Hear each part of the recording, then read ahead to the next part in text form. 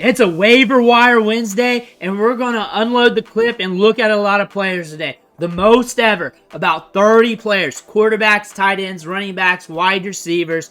Give you some suggestions for deeper leagues, traditional leagues, some guys that probably should have been picked up that might be sitting in your league. We're still going to talk about them just in case you need some information. But before we dig in, you need to click that subscribe button right now, because we're the only channel out there that has talked about the waiver wire on Sunday, on Monday, on Tuesday with 2 videos, and now today. And then we do deep dives on all these top trending waiver wire players every single day, multiple videos a day. The only place that's doing it. Click that subscribe button. Stop missing out. Ric Flair's watching again. Do not disappoint him again. But we got to start things off with the Red Rocket, Andy Dalton. And when I thought about the quarterbacks this week, I looked at lesser-owned quarterbacks that were in good matchups. Because a lot of these quarterbacks are owned. A lot of these quarterbacks are in sketchy situations. And he's in a matchup here. 51.5 over-under against the Washington Commanders. So if you're streaming quarterback and you're looking at a quarterback that pushes it downfield, that's got a wide receiver like Deontay Johnson that he leans on, that's going up against a defense that allows fantasy points to quarterbacks. You're seeing that in the chart below over here under Andy Dalton. You're seeing that Baker Mayfield, Jones, Burrow, Murray, Watson, Jackson all hit double digits. Even Watson hit double digits. More than likely, Andy Dalton will give you a little something. I'm saying that floor is kind of up there to where he's not going to really bust on you. And he's got some upside to score in the 20s because they have 4 games of 20 fantasy points or more allowed to quarterbacks. So if you're looking for a quarterback, there's a suggestion. Grant Calcaterra. And I just wanted to throw him out there because we've been following him since he was at Oklahoma. He had the concussions. Then he was kind of retired. Then he comes back to SMU.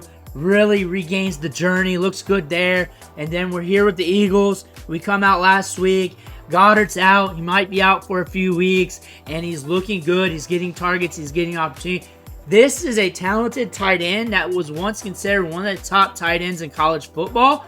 Had a lot of concussions, had to rebuild his career. Now we're here with the Eagles, and we're getting some opportunities. And this is a great offense to just grab a tight end and just pray something happens for you in fantasy football.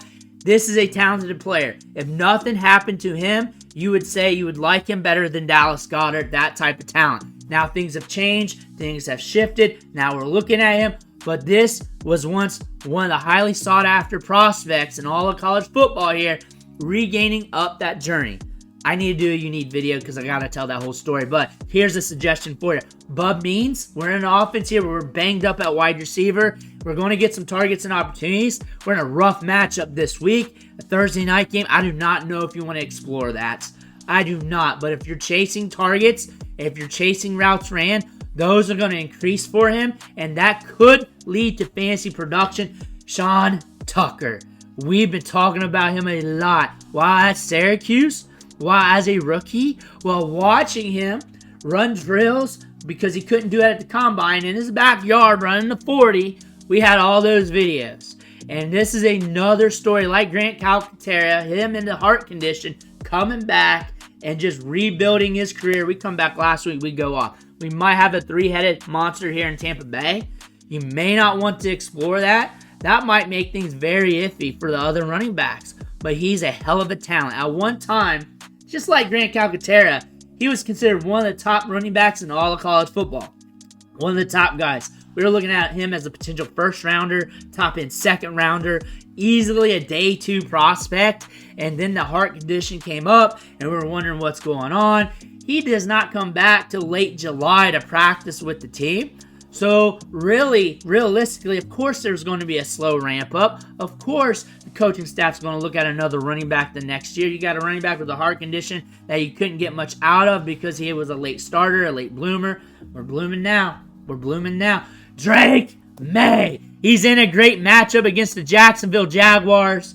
He's got the cojones to throw it deep downfield. He'll get you some rushing production. If you're hurting at quarterback, you're looking at quarterback, and you wonder what to do here, you got a 9:30 in the morning game. across the sea with Drake Maye. Maybe, if you're hurting that bad, but there's some opportunity here to explore.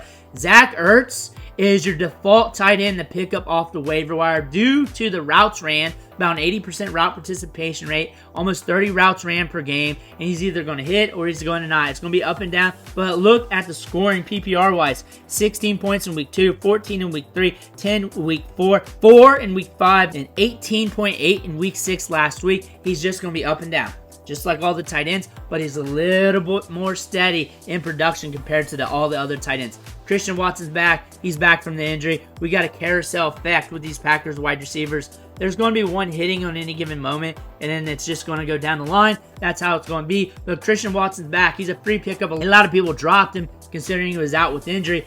Ray Davis is that dude. We dropped that unique video on him a week ago. We also talked about Ty Johnson. Ray Davis was the one we liked better out of this backfield due to his sturdiness, due to us dropping so many videos on him throughout the offseason. One of my favorite pickups, one of my favorite stashes throughout the year. He's been in every waiver wire video for the running backs on every Tuesday this season. We mentioned Ty Johnson on all those too. As like, hey, don't forget Ray Davis, though, good between the tackles, good in pass protection. Like I've been saying, he had some fumbleitis in training camp that really caused for the late start. This would have been happening all along week 1 going forward if it weren't for that. But now we're getting it here in week 6. You got a free pickup. You should have did it when I told you to on Wednesday, though. Cade Otton has some upside, but he's a default tight end. He's running a lot of routes. 32 routes per game, 85.7% route participation rate, and this team throws the rock, and he is steady Eddie. 21 points in week 3, 17 in week 4, 11 in week 5, 12 in week 6. That's very steady for a tight end. That's very underrated. If he's on waivers, go get him. Danny Dimes. Malik Neighbors back. He's going to be good for you in fantasy football as just a baseline producer, and the Eagles will allow fantasy points to quarterbacks. Deshaun Watson is the guy you want to always look at. He got a 10 spot against him, but prior to that, Mayfield got 32, Cousins got 20, Love got 21, Carr got 11. Malik Neighbors is back, then he's going to be scoring. He'll get you a little rushing production there, but again, Neighbors is back. You're pretty much good for about 220 to 250 yards, maybe more if the game script breaks. You're going to get something out of him. He's a free chip off the waiver wire. DeMario Douglas is going to be that wide receiver you look at off waivers who's going to get a good target share week to week, but he's going to need to score a touchdown in those weeks for you to hit if you start him. But he's going to rack up targets. He's going to rack up opportunities, and he could be the Josh Downs to Drake Maye. That connection from college, we could be looking at that here, but he is going to be getting targets. He is going to be running a lot of routes. That's something you may want to look at. Kimani Vidal flashed, and he is a supreme stash right now due to the size-adjusted athleticism, due to his work in the passing game. There's a lot of upside here with this running back. Something happens to J.K. Dobbins, everybody is going to want him. Jalen Tolbert's getting a lot of work, ran on 98% of the routes. That's a high-end route participation rate, 48 routes ran.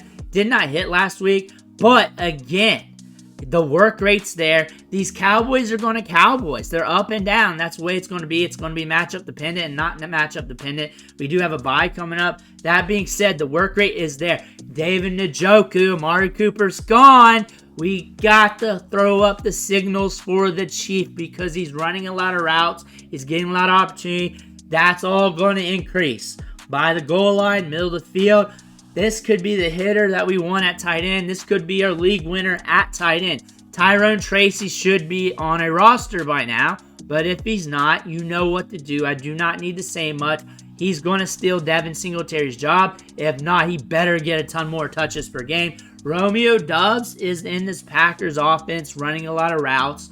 He's been in a lot of waiver wire videos because he runs a lot of routes, and this is the carousel effect of the Packers wide receivers. You guys may hate that because I say that about the Packers wide receivers and you need me to latch on the one so you can go after that one, but that's just how it's going to be. And look at his production here throughout the year, up and down, sporadic, and that's what I mean by the carousel effect.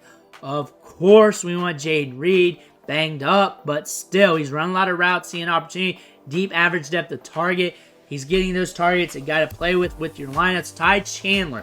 Aaron Jones is out. Everybody's going to want him, and this could be a Friday you need video, Saturday you need video. He has 4.3 speed, could pop on you on any given Sunday. He is really just a gamble running back once he's out there. Kind of look at Trey Sermon, Cam Akers type of deal, where there'll be games where he doesn't hit for you in fantasy, but due to the touches, you kind of luck into fantasy production like a Trey Sermon, Cam Akers. Cam Akers busted on 2 weeks and hit on that one. Trey Sermon hit on that first week, busted on the second one.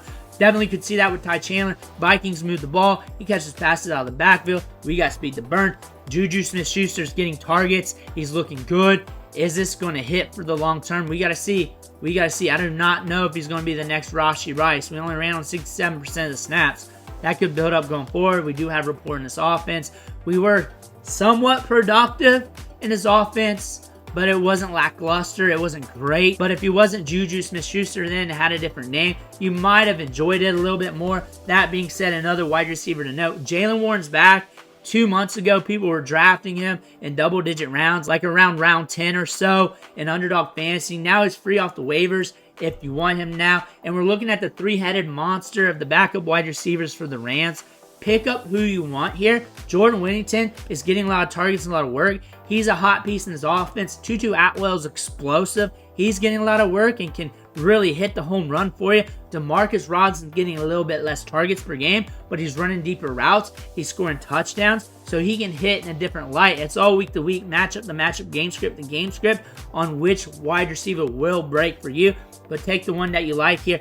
Tyler Allgeier is one of the top handcuffs in the National Football League. If Bijan Robinson goes down, he's getting all the work. He's getting all the touches. He's a handcuff plus because he can give you standalone value in some weeks. 2 of them so far this season. But again, if you're hurting, you're looking for a cuff that's getting touches, this might be a guy to look at. But if Bijan goes down, you're going to really want him. Braelon Allen, same thing. If something happens to Breece Hall, he's going to get a lot of workload. However, you're looking at this, he hasn't been hitting in fantasy. The Jets also have been in some weird game scripts where it hasn't been high scoring. That might change a little bit with Devontae Adams. Still a handcuff plus who's going to be getting opportunities, but you're going to want him a ton if Breece Hall goes down. Jalen Wright. Devin Achan's coming back from the concussion. Should be back. But he's still getting more touches and opportunities. That being said, he only needs about 10 in a game for him to go off for you. He's got that 4.3 speed. He's electric. Think about Keaton Mitchell last year. Think about those players who are just very spiky in production. More touches could lead to that. Trey Benson, kind of the same way. James Conner had an ankle injury last week. He had it taped up, wrapped up, went back into the game. Trey Benson got more work, more touches, more opportunity in that matchup. We're watching James Conner, and if something happens to James Conner, if that ankle gets worse, Trey Benson will be the pickup here. DeMario, also you may want to look at him because he got more work, more snaps, more run. Trey Benson, more upside per touch. Amari Demarcus, though, is probably going to get more touches. D'Ernest Johnson here. Travis Etienne, week to week. This is a running back that you're going to look at if you just want touches. If you just want touches from a running back that could score fantasy production. I don't like D'Ernest Johnson that much as a talent, but again, touches are touches, and that could lead to fantasy production. Travis Etienne's out. Ernest Johnson's running some routes out of the backfield. Could be seeing some of those money touches. That could lead to some scoring. Isaac Durando is a tremendous handcuff due to that 4.3 speed. It got put on notice in his last game against Seattle Seahawks. We've been saying this every week in the running back waiver wire video on Tuesday that you need to stash him behind Mason, or you should, or think about it because of that upside on any given touch. Blake Corum is the stash behind Kyren Williams. Kyren Williams is running 54 snaps per game, leading all running backs in opportunities, routes ran, pass blocking snaps. That being said, eventually the twig's going to snap over the course of time, and if that happens sooner than later, you're going to want Blake Corum. Rico Dowdle, if he's still on waivers, is getting touches and opportunities. Cowboys are going to Cowboys. You can't really trust them, but touches are there. Manny Wilson is playing behind Josh Jacobs. Josh Jacobs is not looking like Josh Jacobs. He's starting to slow down a little bit. If he gets hurt, something happens, you're going to want Manny Wilson because the Packers are moving the football. He's good with opportunities. He's good between the tackles. He can slice and dice it up. Antonio Gibson busted last week, but it's the Patriots. You got a rookie quarterback. What were you going to expect? We were expecting him to get touches and opportunities out of the backfield. We saw that, and he could score for you on any given Sunday. Due to that, it's going to be Off and on, it's going to be volatile, but we do have the upside here while Ramondre Stevenson is out. Alexander Mattison has been pretty steady over the last couple weeks. He's getting a lot of work out of the passing game. He's getting a lot of opportunities. Should be rostered in a lot of leagues, but if you're looking for something that's a little bit more reliable, Alexander Mattison could be it for you. Those are the waiver wire players for week 7. We have a good batch of players to look at. One of the deepest batches over the last few years of players to pick up off waivers. A lot of gambles, a lot of headaches, but you know what? That's a good thing too. Last year was very dry. Only a few players to pick up week to week. This week, it's deep. You got something to look at, something to patch up some holes. Let me know who you're trying to get in the comments below. Make sure to hit that subscribe button on the way out. One thing for watching. Catch you on the next video.